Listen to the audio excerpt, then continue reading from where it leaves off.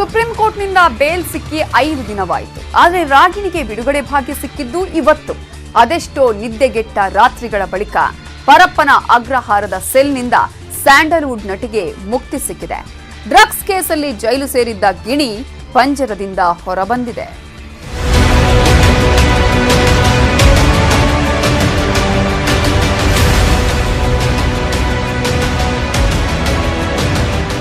ಬರೋಬ್ಬರಿ 145 ದಿನ ಕೊನೆಗೂ ಜೈಲೂಟದಿಂದ ಮುಕ್ತಿ ಸಿಕ್ತು. ಸ್ಯಾಂಡಲ್ವುಡ್ನ ತುಪ್ಪದ ಹುಡುಗಿ ರಾಗಿಣಿ ದ್ವಿವೇದಿ ಕೊನೆಗೂ ಪರಪ್ಪನ ಅಗ್ರಹಾರ ಜೈಲಿನಿಂದ ಹೊರಬಂದಿದ್ದಾರೆ. ಎಲ್ರದ್ದು ಸ್ಟ್ರೆಂತ್ ಅವ್ರ ಫ್ಯಾಮಿಲಿ ಇರುತ್ತೆ. ನಮ್ಮಪ್ಪ ನಮ್ಮ ಜೊತೆ ನಿಂತಿರೋರು, ಫ್ರೆಂಡ್ಸ್, ಫ್ಯಾಮಿಲಿ, ಅವರು ಪ್ರತಿಯೊಬ್ರು ಪರ್ಸನ್ ಯಾರ್ಯಾರ ಜೊತೆಗೆ ನಿಂತ್ಕೊಂಡಿದ್ರು ಈ ಒಂದು ಸಮಯದಲ್ಲಿ ಅವ್ರಿಗೆ ತುಂಬಾ ಥ್ಯಾಂಕ್ಸ್ ಹೇಳಕ್ ಇಷ್ಟಪಡ್ತೀನಿ. ಅದ್ರ ಜೊತೆಗೆ ಜೂರಿಸ್ಡಿಕ್ಷನ್ ನ ಥ್ಯಾಂಕ್ಸ್ ಹೇಳಕ್ ಇಷ್ಟಪಡ್ತೀನಿ, ಸುಪ್ರೀಂ ಕೋರ್ಟ್ ನ ತುಂಬಾ ಥ್ಯಾಂಕ್ಸ್ ಹೇಳಕ್ ಇಷ್ಟಪಡ್ತೀನಿ.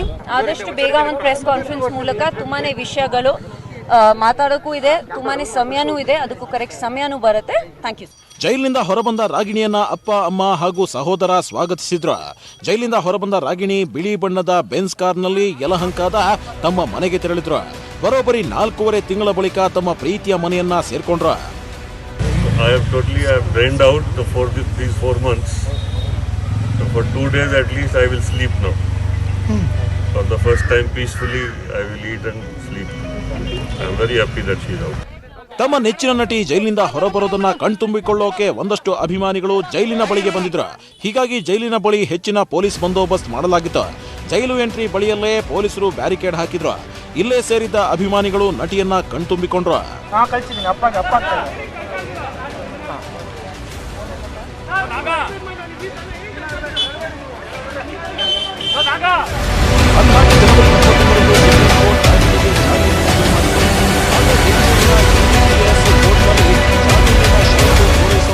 ತಡವಾಗಿತ್ತು.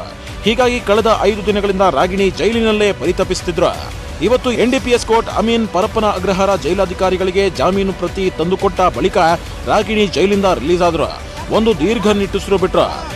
My daughter is coming out after almost 144 days and only trial was going on, and we are very happy and we are going to support everybody in this case, and I want to thank all the judges, judiciary, Supreme Court, High Court, Session Court, everybody. Supreme court ರಾಗಿಣಿಗೆ ಕೊಟ್ಟಿರೋದು ಷರತ್ತುಬದ್ಧ ಜಾಮೀನು. ಈ ಷರತ್ತುಗಳನ್ನು NDPS ಕೋರ್ಟ್ನಲ್ಲಿ ಪೂರೈಸಲಾಗಿದೆ.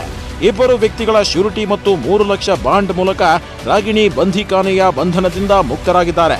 ಕಳೆದ ವರ್ಷದ ಸೆಪ್ಟೆಂಬರ್ನಿಂದ ಜೈಲೂಟ ತಿಂತಿದ್ದ ರಾಗಿಣಿ ಈಗ free bird.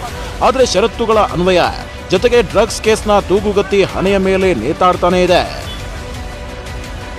Crime bureau, news 18 Kannada, Bengaluru.